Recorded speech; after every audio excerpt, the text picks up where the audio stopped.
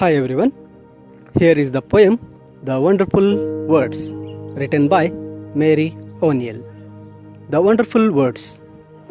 The words we speak reflects our inner strength and one's own personality.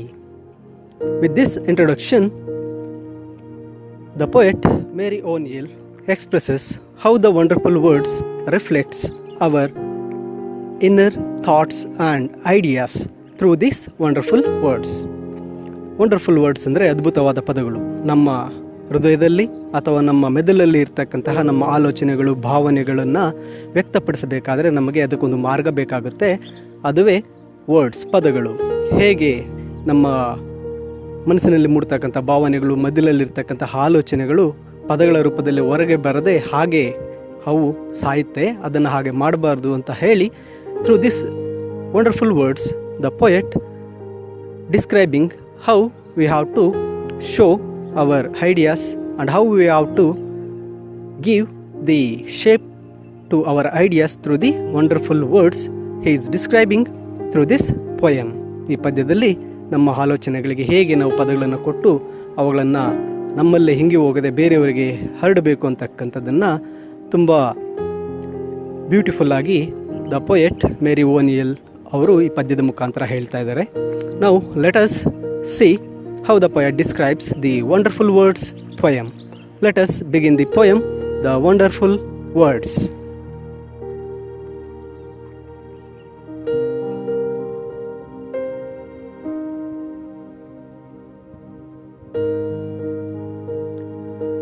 Never let a thought shrivel and die, for want of a way to say it. For English is a wonderful game and all of you can play it. Wonderful words. Never let a thought shrivel and die.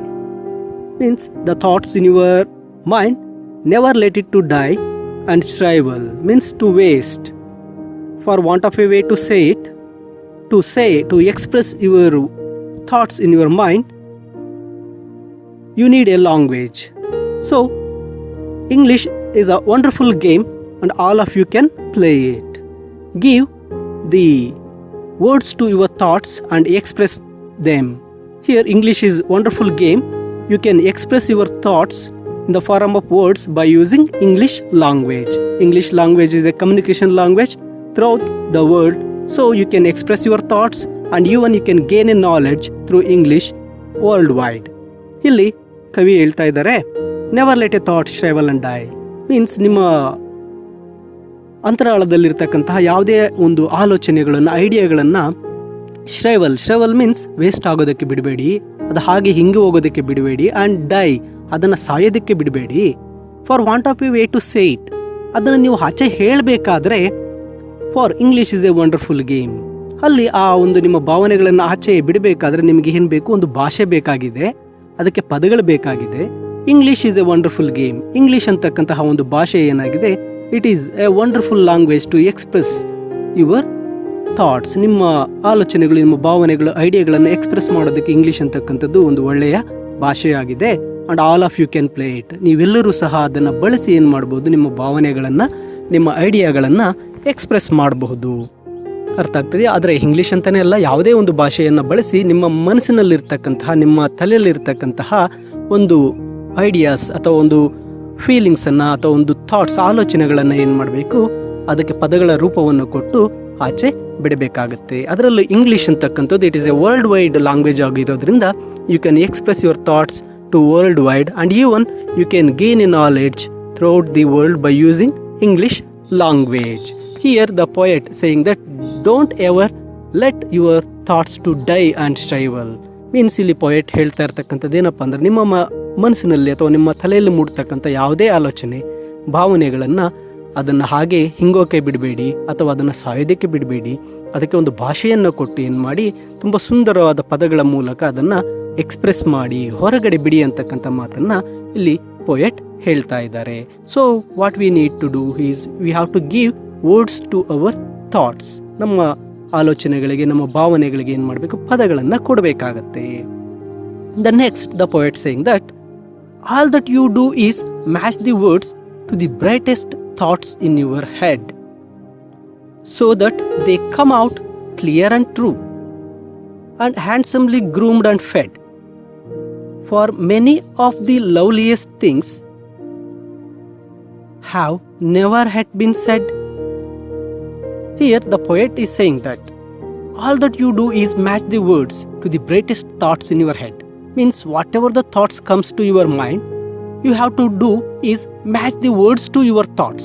ನಿಮ್ಮ ಒಂದು ತಲೆಯಲ್ಲಿ ಮೂಡ್ತಕ್ಕಂಥ ಒಂದು ಭಾವನೆಗಳಿಗೆ, ಆಲೋಚನೆಗಳಿಗೆ ಏನ್ ಮಾಡಬೇಕು, ಸರಿಯಾಗಿರ್ತಕ್ಕಂಥ ಪದಗಳನ್ನ ಜೋಡಿಸಿ ಅದನ್ನ ವ್ಯಕ್ತಪಡಿಸಬೇಕು. ಹೇಗಂದ್ರೆ ಹಾಗೆ ಹೇಳಿದ್ರೆ ಅದನ್ನು ಬೇರೆಯವರಿಗೆ ಸರಿಯಾಗಿ ರೀಚ್ ಆಗೋದಿಲ್ಲ. So that they come out clear and true. Whatever the feelings in your heart are in your mind, you have to match that thoughts to the brightest words. ಅದಕ್ಕೆ ಏನು ಮಾಡಬೇಕು, ಒಳ್ಳೆ ಬ್ರೈಟೆಸ್ಟ್ ಥಾಟ್ಸ್ ಇರೋದಕ್ಕೆ ನೀವು ತುಂಬ brightest ಆಗಿರತಕ್ಕಂಥ ಪದಗಳನ್ನು ಸೇರಿಸಿ ಅದನ್ನು ನೀವು ಆಚೆ ಬಿಟ್ಟಾಗ it comes out clear and true. ಅದು ತುಂಬ ಸುಂದರವಾಗಿ ಏನಾಗುತ್ತೆ, ಆ ನಿಮ್ಮ ಆಲೋಚನೆಗಳು ಹೊರಗಡೆ ಬರುತ್ತೆ. And handsomely groomed and fed. For many of the loveliest things have never yet been said. Here the thoughts should be handsomely groomed and fed. ಆ ಒಂದು ಥಾಟ್ಸ್ಗೆ ಏನು ಮಾಡಬೇಕು, ತುಂಬ ಏನು ಮಾಡಬೇಕು, ನೀವು handsomely groomed and fed means ಒಳ್ಳೆಯ ರೀತಿಯ ಶೇಪನ್ನು ಕೊಡಬೇಕು. ಹ್ಯಾಂಡ್ಸಮ್ ಅಂದರೆ ಒಳ್ಳೆ ಸೂಟ್ ಬೂಟ್ ಹಾಕಿರ್ತಕ್ಕಂಥ ವ್ಯಕ್ತಿಯ ಹಾಗೆ ನಿಮ್ಮ ಆಲೋಚನೆಗಳು ಕೂಡ ಪದಗಳನ್ನು ಮ್ಯಾಚ್ ಮಾಡಬೇಕು. ಆ ರೀತಿ ಸುಂದರವಾಗಿ ಕಾಣ್ತಕ್ಕಂಥ ಪದಗಳನ್ನು ನೀವು ಮ್ಯಾಚ್ ಮಾಡಬೇಕಾಗುತ್ತೆ. For many of the loveliest things have never yet been shed.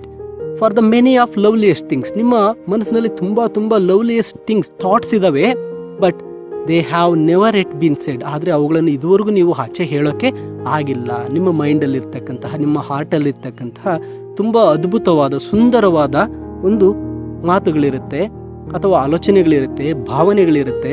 ಅವುಗಳನ್ನು ಎಕ್ಸ್ಪ್ರೆಸ್ ಮಾಡೋದಕ್ಕೆ ನೀವಿನ್ನೂ ಸ್ಟಾರ್ಟ್ ಮಾಡಿಲ್ಲ. ನೆವರ್ ಎಟ್ ಬಿನ್ ಸೆಡ್, ಇನ್ನೂ ನೀವು ಅದನ್ನು ಹೇಳಿಲ್ಲ. ಹೇಳಬೇಕಾದ್ರೆ ಏನು ಮಾಡಬೇಕಾಗುತ್ತೆ, you have to match the words to the your thoughts.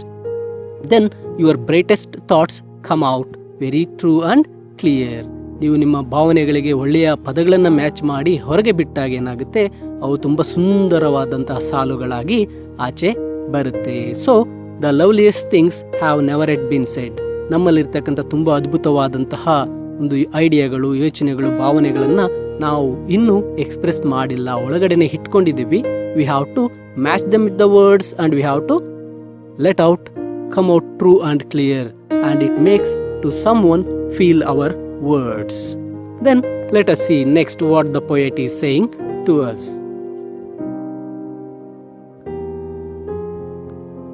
Words are the food and dress of thought. They give it its body and swing, and everyone's longing today to hear some fresh and beautiful things. Here is, the words are the food and dress of thought. They give it its body and swing, and everyone's longing today to hear some fresh and beautiful thing. Here, the words are the food and dress of thought. ಇಲ್ಲಿ ನಮ್ಮ ಮನಸ್ಸಿನಲ್ಲಿರ್ತಕ್ಕಂತಹ ಒಂದು ಭಾವನೆ, ಆಲೋಚನೆ ಅಥವಾ ಐಡಿಯಾಗಳಿಗೆ ಯಾವುದಪ್ಪ ಜೀವ ಕೊಡ್ತಕ್ಕಂಥದ್ದು ಅಂದರೆ the words R the food and the dress. Here ನಾವು ಬದುಕಬೇಕಾದ್ರೆ ಹೇಗೆ ಊಟ ತಿಂತೀವೋ ಹಾಗೆ ನಮ್ಮ ಆಲೋಚನೆ ಸಹ ಬದುಕಬೇಕಾದ್ರೆ ಅದಕ್ಕೆ ಫುಡ್ ಯಾವುದಾಗಿರುತ್ತೆ ಅಂದರೆ the words what we are speaking, ನಾವು ಮಾತಾಡ್ತಕ್ಕಂಥ ಪದಗಳು ಅದಕ್ಕೆ ಫುಡ್ ಆಗಿರುತ್ತೆ. And the dress means how we are dressing to look beautiful. ನಾವು ಹೇಗೆ ಸುಂದರವಾಗಿ ಕಾಣಬೇಕಂತ ಡ್ರೆಸ್ ಹಾಕ್ಕೊಳ್ತೀವೋ ಹಾಗೆ ನಮ್ಮ ಒಂದು ಥಾಟ್ಸ್ ಏನಿದೆ, ಆಲೋಚನೆಗಳೇನಿದೆ ಅವು ಸುಂದರವಾಗಿ ಕಾಣಬೇಕಾದ್ರೆ ಅದಕ್ಕೆ ವರ್ಡ್ಸ್ ಅಂತಕ್ಕಂಥದ್ದೇ ಡ್ರೆಸ್ ಆಗಿರುತ್ತೆ. They can give its body and swing. The words, ಆ ಪದಗಳೇನಾಗುತ್ತೆ ನಮ್ಮ ಆಲೋಚನೆಗಳಿಗೆ ಒಂದು ಬಾಡಿ ಶೇಪನ್ನು ಕೊಡುತ್ತೆ. And swing is nothing but to move to the others. ಬೇರೆಯವರಿಗೆಲ್ಲ ಓಡಾಡೋದಕ್ಕೆ ಅಥವಾ ಬೇರೆಯವರಿಗೆಲ್ಲ ರೀಚ್ ಆಗೋದಕ್ಕೆ ನಮ್ಮ ಆಲೋಚನೆಗಳಿಗೆ ಆ ವರ್ಡ್ಸ್ ಅಂತಕ್ಕಂಥದ್ದು ಫುಡ್ ಆ್ಯಂಡ್ ಡ್ರೆಸ್ ಆಗಿದೆ. ಆ ಒಂದು ಥಾಟ್ಸ್ ಬದುಕಬೇಕಾದ್ರೆ ವರ್ಡ್ಸ್ ಬೇಕಾಗುತ್ತೆ. ಆ್ಯಂಡ್ ದೆನ್ ಡ್ರೆಸ್, ಅದು ಸುಂದರವಾಗಿ ಕಾಣೋದಕ್ಕೆ ನಮ್ಮ ವರ್ಡ್ಸ್ ಏನಾಗುತ್ತೆ ಅದಕ್ಕೆ ಡ್ರೆಸ್ ಆಗಿ ಇರುತ್ತೆ. ಮೀನ್ಸ್ ಮೇ ಬಿ ನಿಮ್ಮ ಮನಸ್ಸಿನಲ್ಲಿ ಒಂದು ಕವನ ಇರಬಹುದು, ಒಂದು ಪದ್ಯದ ಸಾಲಿರಬಹುದು, ಒಂದು ಚುಟುಕಿ ಇರಬಹುದು, ಒಂದು ಹನಿಗವನ ಇರಬಹುದು. ಯಾವುದನ್ನೇ ಆಗಲಿ ನೀವು ಮನಸ್ಸೊಳಗೆ ಇಟ್ಕೊಂಡಾಗ ಅದು ಹಾಗೆ ಸಾಯುತ್ತೆ ಅಥವಾ ವೇಸ್ಟ್ ಆಗಿಬಿಡುತ್ತೆ. ಅದಕ್ಕೆ ಫುಡ್ ಅಂದ್ರೆ ವರ್ಡ್ಸ್ ಅನ್ನ ಫುಡ್ ಆಗಿ ಕೊಡಿ, ಆ ವರ್ಡ್ಸ್ ಅನ್ನೇ ಡ್ರೆಸ್ ತರ ಮಾಡಿ ಮಾಡಿ ಆ ನಿಮ್ಮ ಮನಸ್ಸಲ್ಲಿರ್ತಕ್ಕಂಥ ಒಂದು ಯಾವುದೇ ಒಂದು ಸುಂದರವಾದ ಸಾಲನ್ನ ಎಕ್ಸ್ಪ್ರೆಸ್ ಮಾಡಿ. And everyone's longing today to hear some fresh and beautiful thing. Means ನೀವು ಅಂದ್ಕೊಂಡಿರ್ಬೋದು ನನ್ನ ಒಂದು ಭಾವನೆನ ಎಕ್ಸ್ಪ್ರೆಸ್ ಮಾಡಿದ್ರೆ ಬೇರೆಯವ್ರು ಏನ್ ಅನ್ಕೊಂತಾರೋ ಅಂತ. ಹಾಗಲ್ಲ. Everyone's longing today to hear, ಪ್ರತಿಯೊಬ್ರು ಏನ್ ಮಾಡ್ತಾ ಇದಾರೆ, ಲಾಂಗಿಂಗ್ ವೇಟ್ ಮಾಡ್ತಾ ಇದ್ದಾರೆ ಟುಡೇ ಟು ಹಿಯರ್, ಈ ಒಂದು ದಿನದಲ್ಲಿ ಕೇಳೋದಿಕ್ಕೆ ಏನನ್ನ, some fresh and beautiful thing, ತುಂಬಾ ಸುಂದರವಾಗಿರ್ತಕ್ಕಂಥ ಹೊಸ ಹೊಸ ಒಂದು ರೀತಿಯ ಯೋಚನೆಗಳನ್ನ, ಹೊಸ ಹೊಸ ಒಂದು ಭಾವನೆಗಳನ್ನ ಕೇಳೋದಕ್ಕೆ ಎಲ್ಲರೂ ಸಹ ವೇಟ್ ಮಾಡ್ತಾ ಇದ್ದಾರೆ. So that we have to give a words as a food and dress to our thought, and we have to let them out because someone they are waiting to hear those beautiful thing of our thoughts. ನಮ್ಮ thoughts ಅನ್ನ ಪದಗಳನ್ನಾಗಿ ನಾವು ಹೊರಗೆ ಬಿಟ್ಟಾಗ ಅದಕ್ಕೋಸ್ಕರ ಕಾಯ್ತಾ ಇರ್ತಕ್ಕಂಥ ತುಂಬಾ ಜನ ಇದ್ದಾರೆ. ದೇ ಡೆಫಿನೆಟ್ಲಿ ರಿಸೀವ್ ಇಟ್, ಅದನ್ನ ರಿಸೀವ್ ಮಾಡ್ಕೋತಾರೆ. They are waiting to listen new fresh thoughts, ಹೊಸ ಹೊಸ ಆಲೋಚನೆಗಳನ್ನ, ಹೊಸ ಹೊಸ ಪದಗಳನ್ನ, ಹೊಸ ಹೊಸ ಕವನಗಳನ್ನ, ಹೊಸ ಹೊಸ ಗೀತೆಗಳನ್ನಾಗ್ಬೋದು, ಒಂದು ಕಥೆಯನ್ನಾಗ್ಬೋದು, ಒಂದು ಜೋಕನ್ನಾಗ್ಬೋದು ಕೇಳೋದಕ್ಕೆ ವೇಟ್ ಮಾಡ್ತಾ ಇರ್ತಾರೆ. So let your thoughts feed by words food and make a dress with the words and let it out because someone definitely they are waiting for to hear your fresh and beautiful thing. ನಿಮ್ಮ ಒಂದು ಆಲೋಚನೆ ಕೇಳೋದಕ್ಕೆ ಅವರು ಕಾಯ್ತಾ ಇರ್ತಾರೆ, ಅದನ್ನ ಹೊರಗಡೆ ಬಿಡಬೇಕು ಅಂತಕ್ಕಂಥ ಮಾತನ್ನ ಕವಿ ಹೇಳ್ತಾ ಇದ್ದಾರೆ. And next the poet is saying that here, but only words can free a thought from its prison behind your eyes. Maybe your mind is holding now a marvelous new surprise, but only words can free a thought from its prison behind your eyes. Maybe your mind is holding now a marvelous new surprise. Here the poet is saying that your mind also have some beautiful thoughts. Here the thoughts only freed by the words because the thoughts are a prison behind your eyes. ನಿಮ್ಮ ಕಣ್ಣು ಅಥವಾ ನಿಮ್ಮ ಮೈಂಡಲ್ಲಿ ಏನಾಗ್ಬಿಟ್ಟಿದೆ, the thoughts become prison, ಒಂದು ಕೈದಿಯ ಹಾಗೆ ಸಿಕ್ಕಾಕೊಂಡ್ಬಿಟ್ಟಿದ್ದಾವೆ. The words only can free your thought, ಪದಗಳು ಮಾತ್ರವೇ ಆ ನಿಮ್ಮ ಥಾಟ್ ಏನು ಕೈದಿಯಾಗಿ ನಿಮ್ಮ ಕಣ್ಣಿನ ಹಿಂದೆ ನಿಮ್ಮ ಮೆದುಳಲ್ಲಿ ಕೈದಿಯಾಗಿ ಬಂದಿಯಾಗಿದ್ದಾವೆ, ಅದನ್ನ ಫ್ರೀ ಮಾಡ್ತಕ್ಕಂಥದ್ದು the one and only the words. The beautiful words only can free your thought from prison behind your eyes. ನಿಮ್ಮ ನೋಟದಲ್ಲಿ, ನಿಮ್ಮ ಮೈಂಡಲ್ಲಿ ಏನು ನಿಮ್ಮ ಒಂದು ಆಲೋಚನೆಗಳು, ಥಾಟ್ಸು, ಆ ಪದಗಳು ಅಥವಾ ಒಂದು ಭಾವನೆಗಳು ಒಂದು ಬಂದಿ ಕೈದಿಯಾಗಿ ಹಾಗೆ ಉಳ್ಕೊಂಡ್ಬಿಟ್ಟಿದ್ದಾವೆ, ಅವುಗಳನ್ನ ನೀವು ಹೊರಗೆ ಹಾಕ್ಬೇಕಾದ್ರೆ the words only can free that thoughts. ನಿಮ್ಮಲ್ಲಿರ್ತಕ್ಕಂತಹ ಆಲೋಚನೆಗಳನ್ನ ಪದಗಳು ಮಾತ್ರವೇ ಅದನ್ನ ಫ್ರೀ ಮಾಡ್ತವೆ, ಆಚೆ ಬಿಡ್ತವೆ. Maybe your mind is holding now a marvellous new surprise. ನಿಮ್ಮ ಮೈಂಡಲ್ಲೂ ಸಹ ಒಂದು ಅದ್ಭುತವಾದ ಸುಂದರವಾದಂತಹ ಒಂದು ಥಾಟ್ ಅಂತಕ್ಕಂಥದ್ದು ಬಂದಿಯಾಗಿರಬಹುದು. So that marvellous new surprise, ನಿಮ್ಮ ಮನಸ್ಸಲ್ಲಿರ್ತಕ್ಕಂತಹ ಒಂದು ನ್ಯೂ ಸರ್ಪ್ರೈಸ್ಡ್ ಥಿಂಗ್ ಅನ್ನ ವರ್ಡ್ಸ್ ಅನ್ನ ಕೊಟ್ಟು ಹೊರಗಡೆ ಬಿಡಿ ಅಂತಕ್ಕಂಥ ಮಾತನ್ನ ಏನ್ ಮಾಡ್ತಾ ಇದ್ದಾರೆ, ಕವಿ ಹೇಳ್ತಾ ಇದ್ದಾರೆ. See the last stanza once again. But only words can free a thought from its prison behind your eyes. Maybe your mind is holding now a marvellous new surprise. See ಅಲ್ಲಿ ಹೇಳ್ತಾ ಇದ್ದಾರೆ, ನಿಮ್ಮ mind ಒಂದು ಯಾವುದೋ fresh ಆಗಿರ್ತಕ್ಕಂಥ ತುಂಬ marvellous new surprise, ತುಂಬ ಅದ್ಭುತವಾಗಿರ್ತಕ್ಕಂಥ ಒಂದು ಸರ್ಪ್ರೈಸ್, ಆಶ್ಚರ್ಯಕರವಾಗಿರ್ತಕ್ಕಂಥ ಥಾಟನ್ನು ಮೈಂಡಲ್ಲಿ ಇಟ್ಕೊಂಡಿರುತ್ತೆ. So let it be free by giving words to it. ಅದಕ್ಕೆ ಪದಗಳನ್ನು ಕೊಟ್ಟು ಏನು ಮಾಡಿ, ಫ್ರೀ ಮಾಡಿ ಹೊರಗಡೆ ಬಿಡಿ, ಎಕ್ಸ್ಪ್ರೆಸ್ ಮಾಡಿ. ನಿಮ್ಮ ಆಲೋಚನೆಗಳನ್ನ ಯಾವುದೇ ಕಾರಣಕ್ಕೂ ಸಾಯೋದಕ್ಕೆ ಬಿಡಬೇಡಿ ಅಥವಾ ಹಾಗೆ ವೇಸ್ಟ್ ಆಗೋದಕ್ಕೆ ಬಿಡಬೇಡಿ ಅಂತಕ್ಕಂಥ ಮಾತನ್ನ ಕವಿ ಹೇಳ್ತಾ ಇದ್ದಾರೆ. ಸಿ ಇದಕ್ಕೆ ಹೇಳ್ತಾರೆ, ಒಬ್ಬ ಕವಿ ಒಂದು ತನ್ನ ಮಡದಿ, ತನ್ನ ಹೆಂಡತಿಯ ಮುಖವನ್ನು ವರ್ಣನೆ ಮಾಡಬೇಕಾದ್ರೆ ನನ್ನ ಹೆಂಡತಿ ಮುಖ ಚೆನ್ನಾಗಿದೆ ಅಂತ ಹೇಳ್ತಾ ಇಲ್ಲ. ಒಬ್ಬ ಕವಿ ಹೇಳ್ತಾರೆ, ನನ್ನ ಪತ್ನಿಯ ಮೋರೆಯು ಚಂದ್ರನ ಮುಖ ಕಮಲದಂತೆ ಹರಳುತ್ತಿತ್ತು.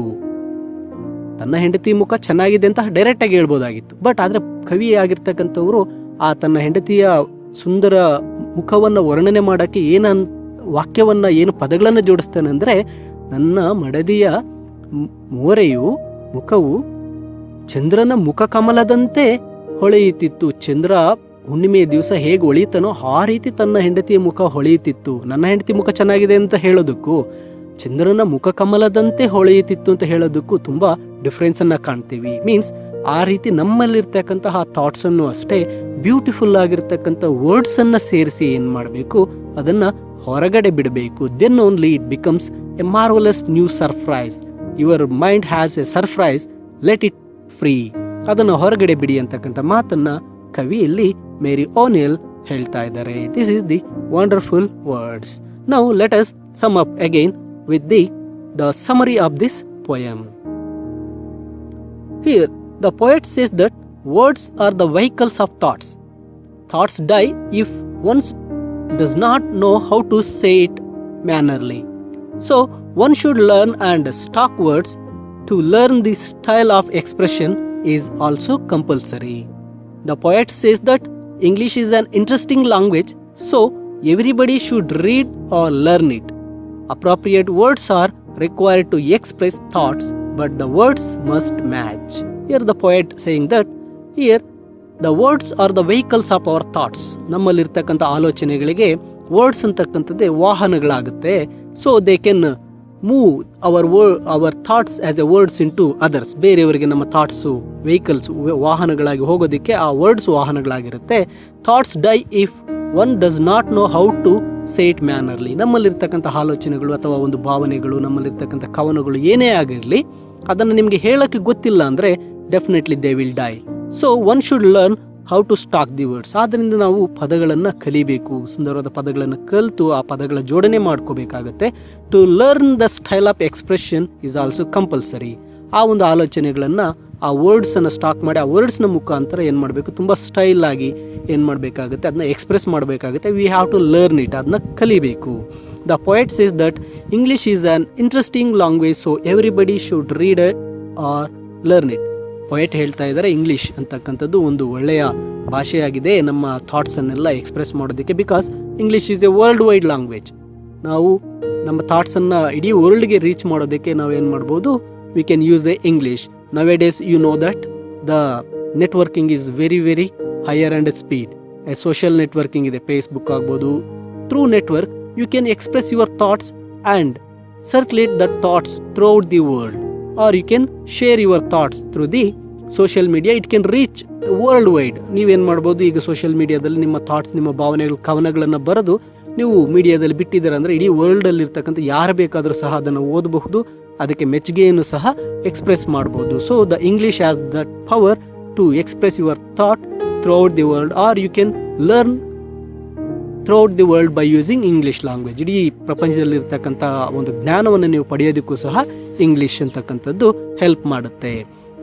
And appropriate words are required to express thoughts, but words must match. ನಿಮ್ಮ ಥಾಟ್ಸ್ ಅನ್ನು ಎಕ್ಸ್ಪ್ರೆಸ್ ಮಾಡಬೇಕಾದ್ರೆ ಸರಿಯಾದ ಪದಗಳು ಬೇಕಾಗುತ್ತೆ. ಹೇಗಂದ್ರೆ ಹಾಗೆ ನಮ್ಮ ಥಾಟ್ಸ್ ಅನ್ನು ಹೇಳ್ಬಿಟ್ರೆ ಅದು ರೀಚ್ ಆಗೋದಿಲ್ಲ. ಅದಕ್ಕೆ ಸುಂದರವಾದ ಪದಗಳನ್ನು ಜೋಡಿಸಿ ಏನ್ ಮಾಡಬೇಕು, ಅದನ್ನ ಎಕ್ಸ್ಪ್ರೆಸ್ ಮಾಡಬೇಕಾಗುತ್ತೆ. The words must be match to the thoughts. ಆ ಥಾಟ್ಸ್ಗೆ ಸರಿಯಾದ ಪದಗಳನ್ನು ಮ್ಯಾಚ್ ಮಾಡಿ ಕಳಿಸಬೇಕು. Now it will help you to express ideas clearly, beautifully and effectively. In lack of appropriate words many ideas are not express. ಇಲ್ಲಿ ಹೇಳ್ತಾ ಇದ್ದಾರೆ, here the words helps us to express the ideas clearly and beautifully and effectively. The words, ಆ ಪದಗಳಂತಕ್ಕಂಥದ್ದು ಏನಾಗುತ್ತೆ, ನಮ್ಮ ideas ಮತ್ತೆ thoughts ಅನ್ನ clearly, beautifully and effectively ಅದನ್ನ ತುಂಬಾ ಜನರಿಗೆ ರೀಚ್ ಆಗೋ ತರ, ಅವರ ಮನ ಮುಟ್ಟೋ ರೀತಿ ಹೇಳೋದಕ್ಕೆ ಆ ವರ್ಡ್ಸ್ ಅಂತಕ್ಕಂಥದ್ದು ಹೆಲ್ಪ್ ಮಾಡುತ್ತೆ. In lack of appropriate words many ideas are not expressed. ಆ ಪದಗಳ ಜ್ಞಾನ ನಮಗಿಲ್ಲದೆ ಏನಾಗ್ಬಿಟ್ಟಿದೆ, many of our ideas are not expressed. ನಮ್ಮಲ್ಲಿರ್ತಕ್ಕಂಥ ಬಹಳಷ್ಟು ಆಲೋಚನೆಗಳನ್ನ ಪದಗಳ ಒಂದು ಕೊರತೆಯಿಂದ ನಾವು ಎಕ್ಸ್ಪ್ರೆಸ್ ಮಾಡೋದಕ್ಕೆ ಆಗ್ತಾ ಇಲ್ಲ ಅಂತಕ್ಕಂಥದ್ದನ್ನ ಇಲ್ಲಿ ಕವಿ ನಮಗೆ ಹೇಳ್ತಾ ಇದ್ದಾರೆ. To express your ideas you must learn the words first. The words only can express your thoughts, and that to the beautiful words that can express our thoughts and it can reach to others. According to the poet, words acts as food and dress of thought. They give wings. Everybody around the globe wishes to hear a fresh and newly ideas. Otherwise, they are imprisoned in the mind. Only words have power to set thoughts free. Here according to the poet ಹೇಳ್ತಾ ಇದ್ದಾರೆ, words that acts as a food and dress of thought. ಇಲ್ಲಿ ನಮ್ಮ thoughts, ನಮ್ಮ ಆಲೋಚನೆಗಳು, ನಮ್ಮ ಭಾವನೆಗಳಿಗೆ ಏನಾಗ್ತಾ ಇದೆ, words only gives the food and dress. ಆ ಪದಗಳೇನಾಗುತ್ತೆ ಅದಕ್ಕೆ ಜೀವವನ್ನು ಕೊಡುತ್ತೆ, ಒಂದು ಸುಂದರವಾಗಿರ್ತಕ್ಕಂತಹ ಡ್ರೆಸ್ ರೀತಿ ನಮ್ಮ ಭಾವನೆಗಳಿಗೆ ಒಂದು ಒಳ್ಳೆಯ ಉಡುಪನ್ನ ಕೊಡೋದಕ್ಕೆ ಸಹಾಯ ಆಗುತ್ತೆ. And they give wings. ಆ ವರ್ಡ್ಸ್ ಏನಾಗುತ್ತೆ ನಮ್ಮ ಭಾವನೆಗಳಿಗೆ ರೆಕ್ಕೆಗಳನ್ನ ಕೊಡುತ್ತೆ. ಆ ಭಾವನೆಗಳು ಬೇರೆ ಬೇರೆ ಕಡೆ ಹೋಗೋದಕ್ಕೆ ಆ ವರ್ಡ್ಸ್ ಅಂತಕ್ಕಂಥದ್ದು ಹೆಲ್ಪ್ ಮಾಡುತ್ತೆ. And everybody around the globe wishes to hear fresh and lovely ideas.